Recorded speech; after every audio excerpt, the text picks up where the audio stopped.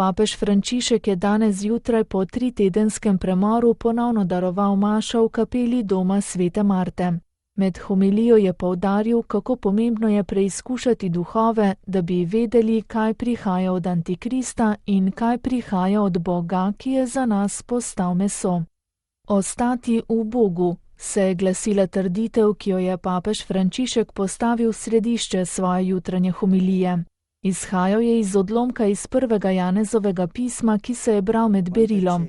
Ostati v Bogu je kakor dihanje krščanskega življenja, je dejal. Kristjan je tisti, ki ostaja v Bogu, ki ima Svetega Duha in se mu pusti voditi. Apostol Janez pa tudi svari pred nevarnostjo, da bi to vero polagali v vsakega duha.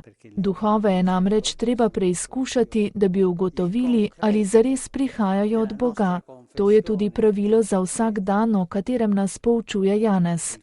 Papež je pojasnil, kaj pravzaprav pomeni preizkušati duhove. Ne gre za neke prikazni, je izpostavil, gre za preskušanje. Pomeni videti, kaj se dogaja v mojem srcu, kaj je izvor tega, kar sedaj čutim, od kje prihaja. Prihaja od Boga ali prihaja od Antikrista. Ravno posvetnost pa je tisti duh, ki nas oddaljuje od Božjega duha, zaradi slednjega pa ostajamo v Gospodu. In kaj je torej tisto merilo, na podlagi katerega lahko dobro razločujemo, kaj se dogaja v moji duši?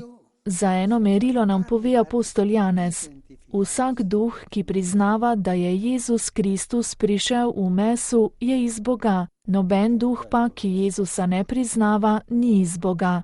Merilo je učlovečenje, je zatrdil papež Frančišek.